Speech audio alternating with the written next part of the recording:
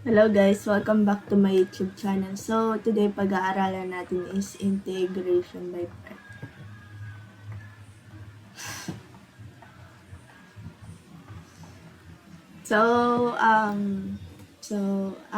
The formula for this is the integral of u dv is equals to uv minus the integral of v du. Okay, so for our first example, we have the integral of y cosecant squared y cotangent y dy. So we need to find the value of our u and then du and then our dv and our v. Okay, so for this example, I'll set the value of u as y and the derivative of that is simply dy. And then we set the value of cosecant squared y cotangent y dy as our dv value. And for our v value, we have to integrate that. So we have the integral of cosecant squared y cotangent y dy. So we set the value of u as cotangent y, and then the derivative of that is simply cosecant squared y negative dy. So we need the value of dy, so the value of dy is equals to du all over negative cosecant squared y.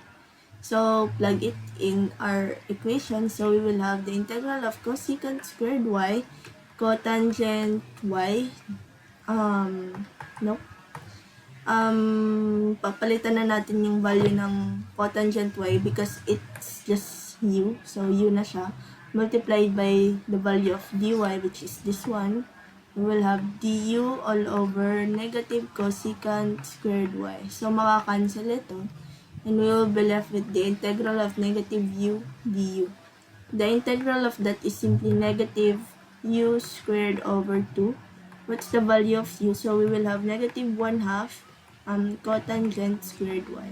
So that is our v value. So we have cotangent squared negative over 2.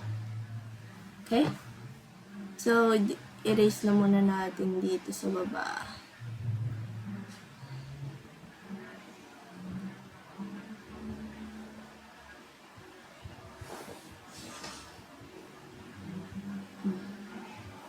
Okay, so dahil dyan, now we know the 4 things that we have to integrate by parts, so we can now integrate it. So we have the integral of y cosecant squared y cotangent y dy is equals to u, which is y, v, which is negative cotangent squared y all over 2, minus the integral of v, which is negative cotangent squared y all over 2, multiplied by the du value, which is just dy.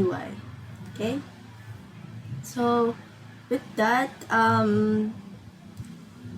we can just simply put outside our 1/2 here, and then directly integrate it. Okay? So, now, we will use another formula for this one. We need to use the Pythagorean identity, which states that 1 plus cotangent squared theta is equals to cosecant squared theta. So, the value of cotangent squared theta is equals to cosecant squared theta minus 1. So, since we're dealing with y, we can say the theta value can be y. So, this could be cotangent squared y is equals to cosecant squared y minus 1. Okay, so we will have the integral of y cosecant squared y cotangent y dy is equals to y multiplied by negative cotangent squared y over 2 minus the integral of, minus. So, ang mangyayari dito, magiging plus na siya, 1/2 the integral of cotangent squared y. Okay? So, since cotangent squared y ang ang meaning niya lang is ito, we can substitute this one. Okay? So, magiging, imbis na cotangent squared y yung ilagay, pwede natin malagay yung cosecant squared y minus 1. So, integrating it, we will have the integral of, taas ko lang, integral of y cosecant squared y cotangent y dy is equivalent to y multiplied by negative cotangent squared y all over 2 plus 1/2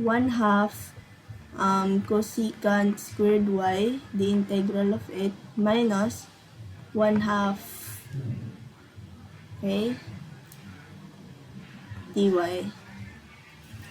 Okay, so with that, we can simply integrate it. So we have y cosecant squared y cotangent y dy is equals to y negative cotangent squared y all over 2 plus, what's the derivative of, the integral of cosecant squared y? It's simply cotangent y. So we will have 1/2 cotangent y minus 1/2 y plus c. So this can be our final answer, but we can simply simplify this one. Through simplification, we will obtain the value of y negative y cotangent squared y all over 2 plus 1/2 cotangent y minus y over 2 plus c. So, this is our final answer. By the way, the integral of cosecant squared y is negative cotangent. So, dapat pala negative yung sign natin dito. Okay, so, let me erase that one. So, we will have the value of negative 1/2 cotangent y plus c. So, this is our final answer. Thank you for watching. I hope you like, share, and subscribe to my YouTube channel for more videos like this. Thank you and God bless.